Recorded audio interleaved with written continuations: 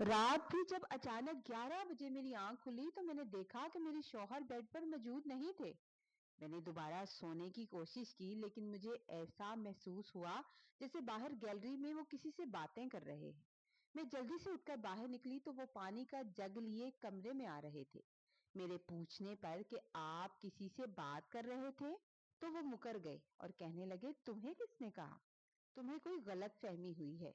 अगले दिन भी बिल्कुल ऐसा ही हुआ। जब सोते सोते अचानक मेरी आंख खुली तो वो फिर से बेड पर नहीं थे। मैं दबे कदमों कमरे से बाहर निकली तो वो किचन से पानी लिए आ रहे थे। हालांकि मैंने शाम को खुद याद से जग भर कर रखा था। मेरे सवाल करने पर तो वो गुस्से में आ गए और कहने लगे, क्या अब मैं पानी भी नहीं पी सकता? तुम कोई बच्ची नहीं हो जो मेरे 1 मिनट बाहर जाने से डर जाती हो। उनका मूड अचानक से खराब हो गया और वो अजीब से लहजे में बात करते हुए लेट गए। मुझे 2-3 दिन पहले मेरी छोटी देवरानी ने कहा था कि उसने अक्सर भाई को रात को फोन पर बात करते हुए देखा है। मैं ये सुनकर हैरान हुई थी क्योंकि मैं तो बहुत नींद की कच्ची थी। मैं कच्ची नींद की आदी थी और जरा सी आहट पर जाग जाती थी। मगर अब न जाने क्या हो रहा था। आज पूरा दिन मैंने घर का काम किया और पक्का इरादा कर लिया कि रात को दानियाल का मोबाइल जरूर चेक करूंगी। शाम को जब वो काम करते तो वो मुझ पर टेढ़ी नजर डाल लेते थे। मैंने जागने की बहुत कोशिश की लेकिन न जाने क्यों मुझ पर नींद इतनी गालिब आ जाती थी कि मेरी आंख सीधी सुबह 10 बजे जाकर खुली। दानियाल खुद नाश्ता बनाकर ऑफिस जा चुके थे जबकि पहले ऐसा कभी नहीं हुआ था। फोन करने पर उन्होंने कहा कि तुम इतनी गहरी नींद में थी, मैंने तुम्हें उठाना मुनासिब नहीं समझा। अब ये अक्सर होने लगा था कि मेरी आंख बहुत लेट खुलती और दानियाल मेरा हद से ज्यादा ख्याल रखने लगे थे।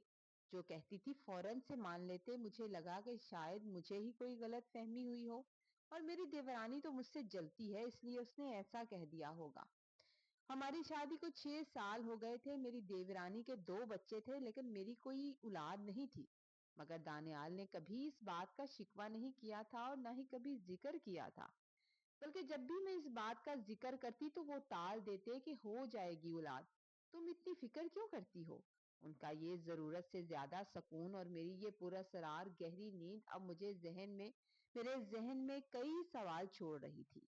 आज रात सोने से पहले मैंने दानियाल को बताए बगैर चुपके से सुबह 5 बजे का अलार्म लगा लिया था। क्योंकि मैंने तहैया कर लिया था कि आज तो हर हाल में सुबह जल्दी उठकर हकीकत का भी पता लगाऊंगी। जब सुबह 5 बजे अलार्म बजा तो अलार्म की थरथराहट से मेरी आंख तो खुल गई मगर मेरा सर इतना बोझल था कि मैं जबरदस्ती अपनी आंखें खोलने की कोशिश कर रही थी। नींद का ऐसा गलबा था कि मेरा जिस्म साथ नहीं दे रहा था। लेकिन मैं हिम्मत करके बिस्तर से उठी और लड़खड़ाती हुई वॉशरूम की तरफ जाने लगी। रास्ते में एक दो बार मैं तवाजन खोकर गिरने लगी और सख्त हैरान हुई कि आखिर मेरे साथ ऐसा क्या हो रहा है कि मैं अपने कदमों पर खड़ी हो नहीं पा रही। मैंने दरवाजे का सहारा लिया और सिंक तक पहुंचकर अपनी आंखों पर पानी के जोरदार छींटे मारे। मैं देर तक अपना चेहरा धोती रही, अपनी आंखों में भी पानी डाला और बालों को भी गीला किया। तब जाकर मेरी तबीयत कुछ संभली और मुझे महसूस हुआ कि जैसे अब मैं बेदार नींद के उस हिसार से बाहर आई हूँ। जब मैं वापस कमरे में आई तो दानियाल अभी सो रहे थे और उनका मोबाइल चार्जिंग पर लगा हुआ था। मैंने तेजी से दबे पांव मोबाइल की तरफ कदम बढ़ाए और कांपते हुए हाथों से उनका मोबाइल चेक करने लगी। कॉल लॉग्स देखे तो पता चला रात 11 बजे उनकी मुनीर से 45 मिनट तक बात हुई थी। मुनीर दानियाल का बेहतरीन दोस्त था इसलिए एक लम्हे को मुझे लगा कि शायद मेरी ही कोई गलत फहमी है जो मैं इतनी परेशान हो रही हूँ। लेकिन जब मैंने पिछले रिकॉर्ड देखे तो पता चला कि मुनीर से तो रोजाना ही 2-3 बार बात होती है। मैं सोचने लगी कि कितना ही अच्छा दोस्त क्यों ना हो, जब वो फैमिली वाला हो जाता है तो उसके पास इतना टाइम कहाँ से आता है कि वो हर वक्त दोस्त को ही फोन करता रहे। मेरा दिल किया कि इसी वक्त इस नंबर पर कॉल करूं, लेकिन फिर शौहर की डांट के डर से मैंने मोबाइल वापस रख दिया था। जब मैंने मोबाइल वापस रख दिया उसी पल दानियाल की आंख खुल गई और वो हड़बड़ाकर उठ बैठे थे। मेरे हाथ में मोबाइल देखकर, मुझे मोबाइल पकड़े देखकर वो सख्त बौखला गए और पूछने लगे, तुम यहाँ क्या कर रही हो? میں نے کہا کچھ نہیں بس موبائل دیکھ رہی تھی۔ تو وہ حیرانی سے بولے آج اتنی جلدی کیسے اٹھ گئی تم؟ اور پھر فوراً موبائل چھینتے ہوئے کہا کہ اسے ادھر رکھ دو، میرے موبائل پر آفس کی میلز آتی ہیں، تم کچھ غلط نہ دبا دینا، ان پڑھ سی تو ہو تم۔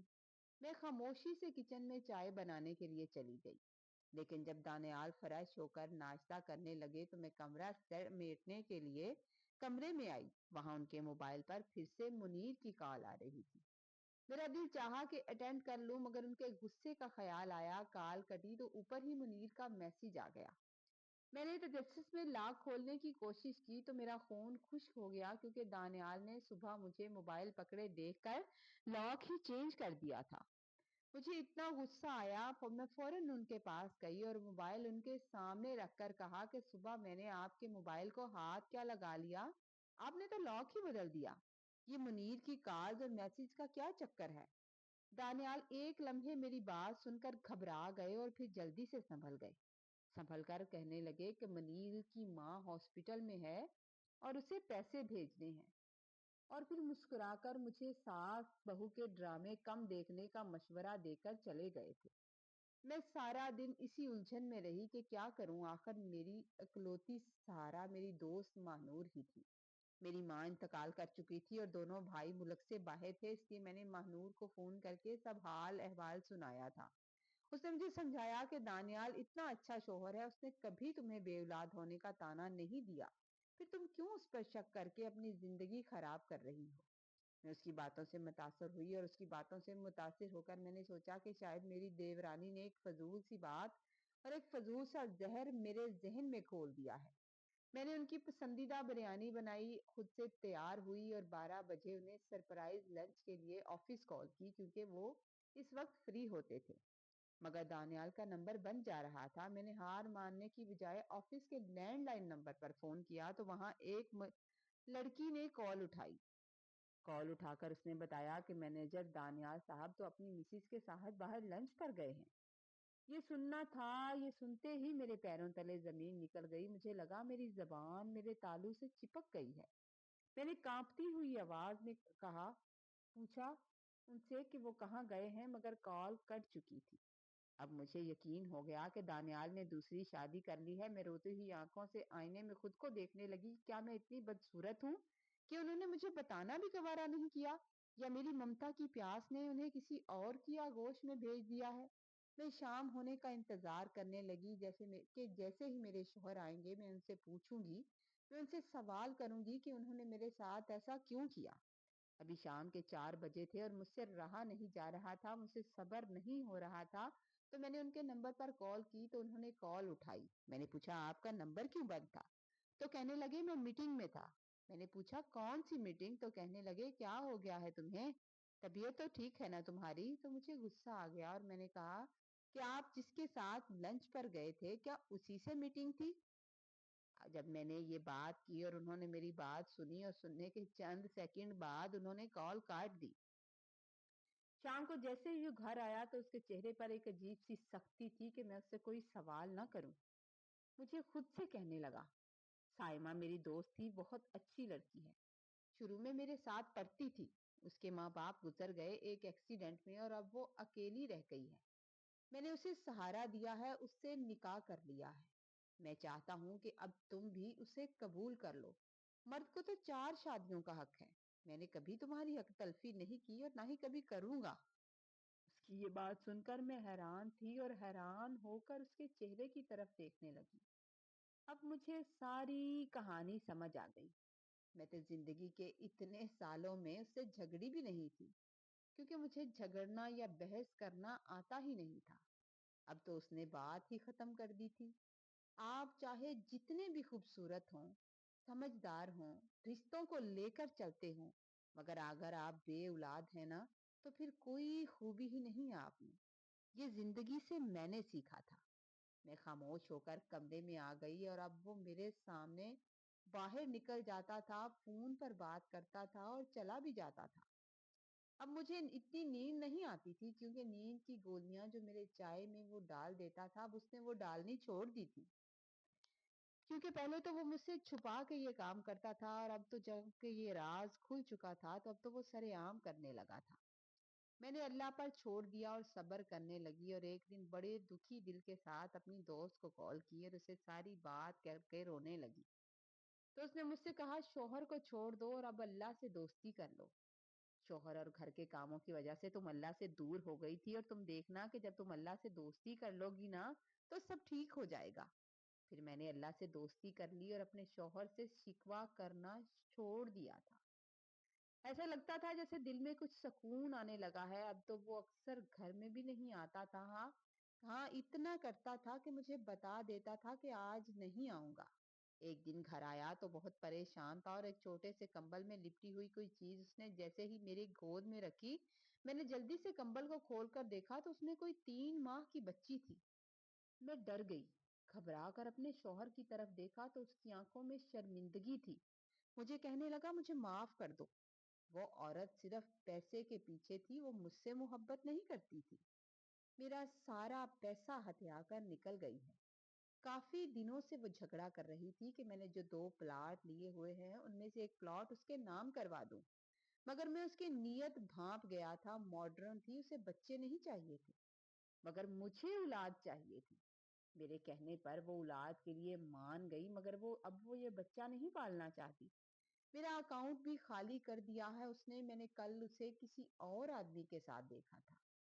मैंने अपनी एक अच्छी बीवी के साथ बेवफाई की तो मेरे अल्लाह ने मेरे साथ भी वही किया है। मैं समझता था कि तुम अनपढ़ हो, सादा सी हो तो मेरे साथ सूट नहीं करती। वो पढ़ी लिखी और मॉडर्न औरत मेरे साथ चल सकेगी, जिंदगी अच्छी गुजरेगी। मगर मैं भूल चुका था कि घर बसाने के लिए पढ़ा लिखा या मॉडर्न होना जरूरी नहीं होता, बल्कि अपने शौहर से मोहब्बत करना होता है जो तुम करती हो। मुझे माफ कर दो, आज से ये बच्ची भी तुम्हारी है और मैं जल्द ही उसे तलाक दे दूंगा। ये कहते हुए वो घुटनों के बल बैठ गया था और हाथ जोड़ने लगा था। वो जैसा भी था वो मेरा शौहर था। उसने मुझे 4 दीवारी में तहफ्फुज दे रखा था। वो मेरा हर खर्च अच्छे से उठाता रहा। फिर मैंने उसे माफ कर दिया और मैंने अपने अल्लाह के इस इंसाफ पर मैं बहुत खुश थी जिसने मुझे एक बेटी भी दे दी और मेरा शौहर भी मेरी तरफ लौट आया था। सच कहते हैं कि अल्लाह से दोस्ती बड़ी कामयाब रहती है। स्टोरी अगर आपको पसंद आए तो प्लीज लाइक करना, शेयर करना और सब्सक्राइब करना मत भूलिएगा। बाकी मेरी बहनें जो इतने अच्छे अच्छे कमेंट करती हैं, मेरी स्टोरी को पसंद करती हैं, उनका दिल से शुक्रिया। आप अपने घरों में खुश रहें, आबाद रहें और जितनी भी मेरी बहनें हैं जिनकी औलाद नहीं है, अल्लाह उन्हें औलाद से नवाजे और जिनके शौहर गुमराह हो चुके हैं, मेरी दुआ है कि अल्लाह उन्हें सीधे रास्ते पर लाए और हर बहन बेटी का नसीब अच्छा करे। बाकी अल्लाह ताला आप सबके लिए, सुनने वालों के लिए आसानियां पैदा करे और हमारे लिए भी दुआ करें कि अल्लाह हमारी भी मुश्किलात आसान करे। बाकी हमेशा दुआओं में याद रखिएगा। अगर स्टोरी आपको पसंद आ रही है तो जरूर आपने एक प्यारा सा कमेंट और इस स्टोरी के बारे में अपनी राय का इजहार जरूर करना है। अल्लाह हाफिज।